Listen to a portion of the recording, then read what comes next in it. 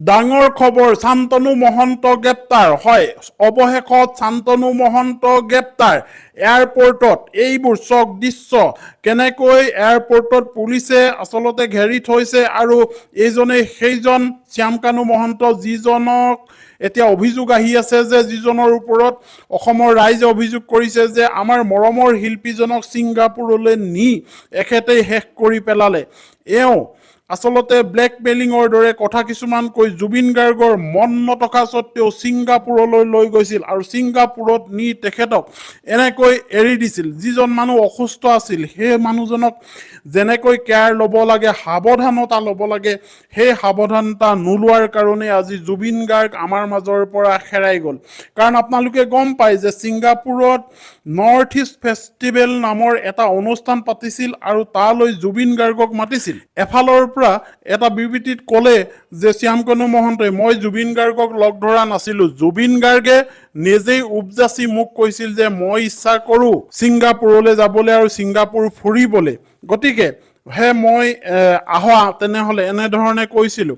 এতিয়া সেই কথাটো সম্পূৰ্ণৰূপে মিছা বুলি প্ৰতিপন্ন হৈছে বাকীবোৰ মানুহৰ পৰা, কাৰণ বাকীবোৰে সম্পূৰ্ণৰূপে কৈছে যে জুবিন গাৰ্গক মাতি পঠাইছিল আৰু জুবিন গাৰ্গৰ যাবলৈ ইচ্ছা নাছিল, কিন্তু জুবিন গাৰ্গে যাবলৈ বাধ্য এইটো কাৰণে জুবিন গাৰ্গে শ্যামকানু মহন্তক যথেষ্ট ভাল পায় আৰু এজন বন্ধু হিচাপে গণ্য কৰে। গতিকে তেখেতৰ কথাক না কৰিব নোৱাৰি জুবিন গাৰ্গে ছিংগাপুৰলৈ উৰা মাৰিছিল আৰু এই ছিংগাপুৰলৈ উৰা মৰাৰ ঠিক পিছতেই তাত গৈ 17 তাৰিখৰ দিনা গৈ পালে আৰু 17 তাৰিখৰ দিনা থকাৰ পিছত 18 তাৰিখে তেখেতসকলে পাৰ্টি কৰিছিলে আৰু সেই পাৰ্টি হৈছিল মদৰ আৰু মাংসৰ আৰু গানৰ। গতিকে এই সকলোবোৰ কথা সাঙুৰি এতিয়া বৰ্তমান সময়ত চৰ্চা চলি আছে আৰু এই শ্যামকানু মহন্ত ওপৰত আৰু কিছুমান অভিযোগ আহিছে। জানি লওক আপোনালোকে, শ্যামকানু মহন্ত বৰ্তমান সময়ত পলাই আছে।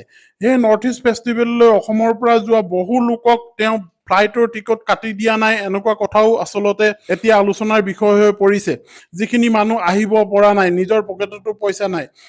শ্যামকানু মহন্ত আচলতে গোপন স্থানৰ পৰা তেওঁ ফেচবুক লাইভবোৰো চাই থাকে, নিউজৰ ফেচবুকত সেইটো দেখা যায়, নটিফিকেশ্যন আহে।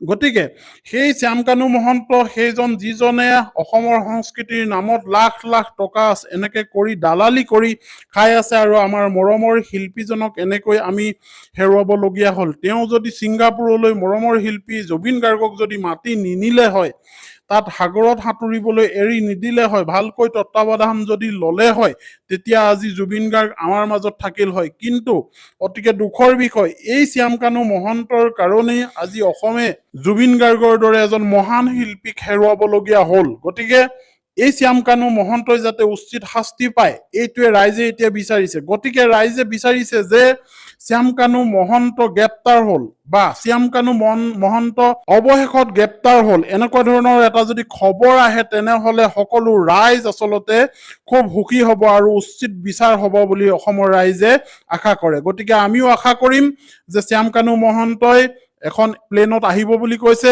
11:30 বজাত পাবহি। তাত তেখেতে নমাৰ লগে লগে যাতে পুলিচ বা CID তেখেতক গ্ৰেপ্তাৰ কৰে আৰু উচিত শাস্তি দিয়ে।